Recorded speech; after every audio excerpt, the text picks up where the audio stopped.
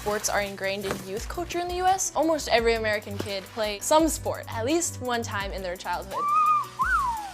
I hope to inspire more of that to happen in China. I played basketball over the summers in China. I was the only girl on the team. I met a friend in a math class that I was taking during the day. So I was like, hey, you should come to this basketball program that I do at night. She said, okay, whatever. So she came, and all of a sudden I wasn't the only girl anymore. And so we had 2 girls. And then every week we'd bring another person from the class until our math class was all playing basketball and my friends from China were all playing basketball. I just want to give more kids the opportunity to try sports because I think that sport culture still has room to grow, and so I hope to be a part of that growth. I knew that the Olympics were going to be in China, and I think that this actually offered a really good opportunity because a lot of people were going to watch the Olympics who perhaps hadn't heard of the sport before, look at their TVs and say, hey, we're the same age and she's out there doing that, I can too. Standing on the podium, it's very symbolic, but to me, I think my most emotional moments happen behind the scenes because that's really where the work happens. After my halfpipe run, I got a 93.5 or 93, and so I'm just crying on this sled on the way up, and there's a guy driving the sled, so I'm like shaking behind him. He's like, are you okay? And I'm like, I'm great, I'm more than okay. This is the moment I've dreamed of. I think because the sport is international and my whole message is that I want to make sports international. When you have an opportunity to try something, always take it because the worst that can happen is you don't like it. Even if that means if you're the only girl in something that you're afraid to do and overcoming speaking up at a board meeting or speaking up in class or sitting next to someone who you normally don't sit next to at lunch.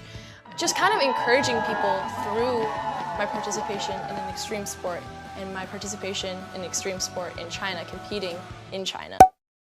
小伙伴们大家好，我是游兔君，我们闲话不多说，直接进入今天的干货环节。首先是动词 ingrain， 这个词我们在之前的一期视频当中其实有讲到过。 From that point on, it kind of was ingrained in my mind that Dallas is my spot to be.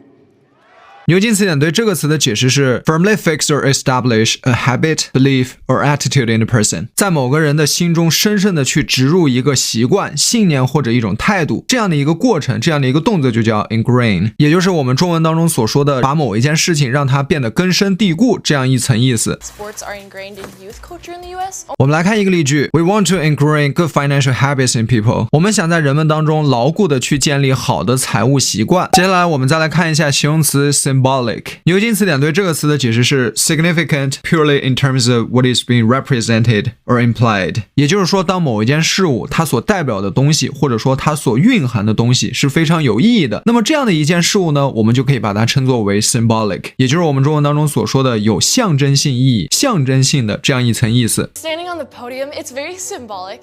我们来看一个例句 Standing on the podium after winning the gold medal is very symbolic， 在获得金牌后站在领奖台上，这是非常有象征意义的一件事情。接下来我们再来看一下这个视频当中谷爱凌小姐姐她说的2句话。首先我们来看第一句话 I played basketball over the summers in China. I was the only girl on the team. I played basketball over the summers in China. I was the only girl on the team. 这个地方 play 这个动词，谷爱凌其实用到的是它的过去式，而她在这个地方呢又做了一个略读，也就是说她把 played 末尾的音给略读掉了，不是说完全的不读，而是只做出了口型，留出了这个音的位子。所以大家在看原片的过程当中，你会发现她在读这个 played 的时候呢，会有一个小小的停顿。 I played basketball.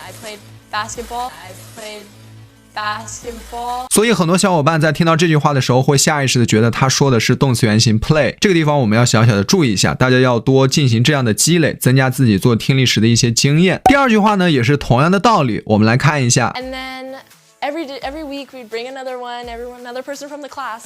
Then every week we bring another person from the class。 这个地方 we'd 它其实就是 we would 的一个缩写的形式。那么这个地方连在一起呢，谷爱凌也是把末尾的音给它略读掉了，只做出了这个音的口型，留出了这个音的位子。当然当他把这句话读得很流利很快的时候，你会觉得他其实说的是 we bring another one， 但其实如果大家细听的话会发现还是有一个非常非常小的停顿。 We'd bring another one. We'd bring another one. We'd bring another one. 好，那么以上就是本期视频的全部内容了。喜欢的小伙伴记得来一波一键3连，我们下一期视频再见。